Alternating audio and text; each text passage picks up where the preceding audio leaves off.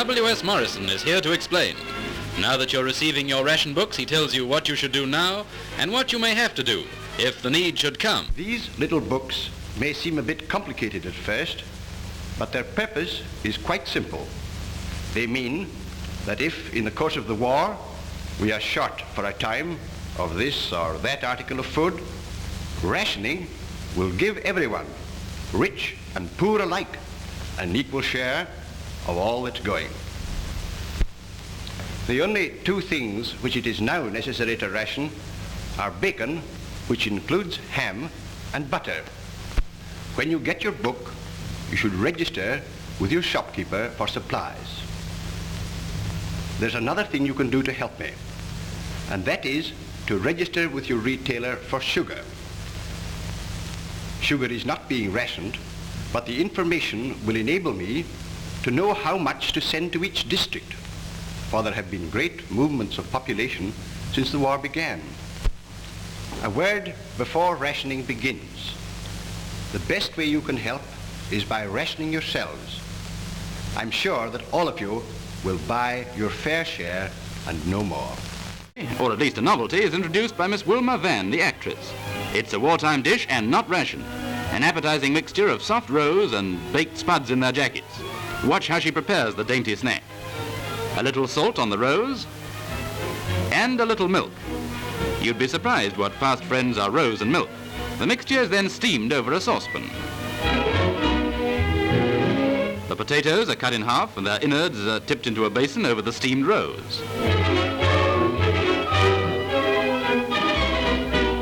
Now more milk. If you like puddings very milky, you'll be very generous with the milk. And then a little butter, marge. Stir well and fill the jacket with the mixture. Believe us, no jacket ever fitted more perfectly. Right, the last thing but one to do now is to hot them up in the oven, so in they go. And in they go again. Oh boy, let's hope they're not the last rose of summer. And from dietitian Peter West comes steak extract, milk, potato, carrot, onion and wheat. Some of the ingredients in his food briquette. Troops for the use of one. After dehydration, meat, rye, granulated potato, dried carrot, beet and powdered onion. West is an Australian expert, and his concentrated ration is intended for paratroops and others in isolated positions.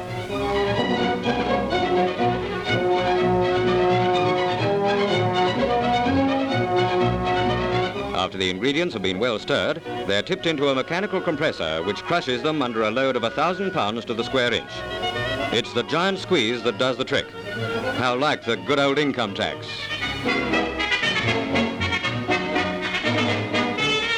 The power of the press never had a better example.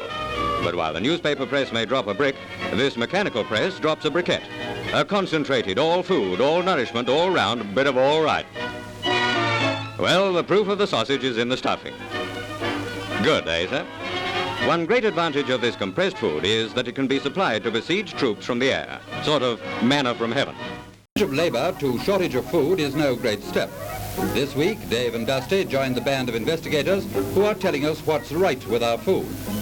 Dusty has made up his mind already, but Dave wants to have a go at being a food detective.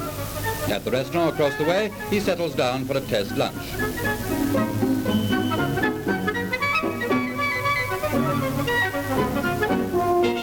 Dusty knows it's a waste of time, and Dave thinks he may be right. Meat and 2 veg, they call this. Where's the meat? The order was for roast, chips and beans, and this is what they bring. Better liven it up a bit.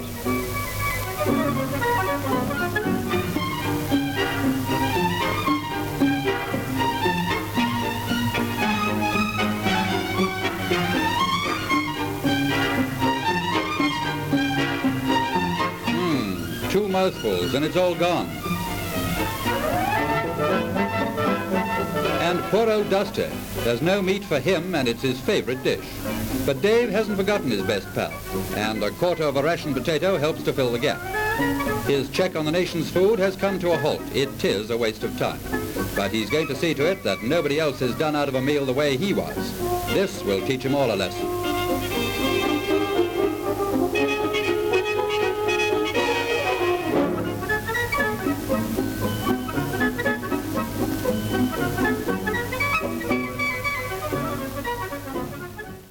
the baggy trousers.